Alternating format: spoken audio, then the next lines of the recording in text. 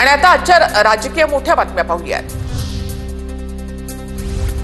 अहिल्यादेवी होळकरांच्या पुण्यतिथीच्या कार्यक्रमाला केंद्रीय गृहमंत्री अमित शहा, मुख्यमंत्री देवेंद्र फडणवीस, उपमुख्यमंत्री एकनाथ शिंदे यांना निमंत्रण। अजित पवार यांना मात्र निमंत्रण देणार नाही, गोपीचंद पडळकर यांची माहिती। माननीय देवाभाऊ आहेत, एकनाथ शिंदे साहेबांना मी या कार्यक्रमाचं निमंत्रण देणार आहे। सांस्कृतिक मंत्री महोदयांना बोलवणार आहे आणि बाकीची काही असतील मंडळी त्यांना मी त्यावेळेस निमंत्रण देऊ, नाही बोलवणार। संभाजी भिडेंना चावलेला कुत्रा वाघ्या तर नव्हता ना, कुत्रा चावल्याचा खटला फास्ट ट्रॅकवर चालायला हवा। आमदार अमोल मिटकरींची संभाजी भिडेंवर खोचक टीका। दारात आलेल्या कुत्र्याला तुकडा टाकायचा असतो, बहुतेक भिडे गुरुजी विसरले असतील, मनसेचे माजी आमदार राजू पाटलांचा खोचक टोला। अमरावतीमध्ये उपमुख्यमंत्री एकनाथ शिंदेंचे बॅनर झळकले, शिंदे जनतेच्या मनातले मुख्यमंत्री बॅनरवर उल्लेख।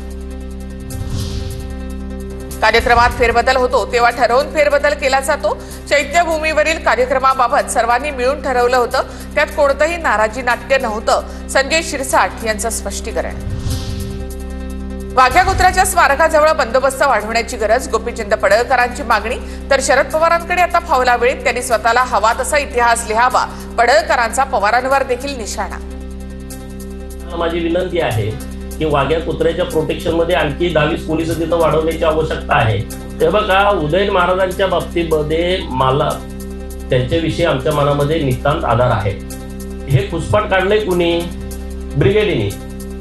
ते त्यांचा नेता जेव्हा अडचणीत येतो, सत्ता जाते, तेव्हा हे शोधून शोधून असे विषय काढत राहतात। तर माझी विनंती अशी आहे शरद पवारांना, त्यांच्याकडे आता फावला वेळ आहे, त्यांचा पक्ष आता सगळा अजित पवारांकडे त्यांनी दिलेला आहे। तर या फावल्या वेळामध्ये त्यांनी स्वतः 2 वर्ष बसून त्यांना पाहिजे तसा इतिहास स्वतः लिहावा। वक्फ सुधारणा विधेयकासंदर्भात सुप्रीम कोर्टाची केंद्र सरकारला नोटीस, केंद्र सरकार 2 आठवड्यामध्ये आपलं म्हणणं मांडणार। सॉलिसिटर जनरल तुषार मेहता यांची सुप्रीम कोर्टामध्ये माहिती।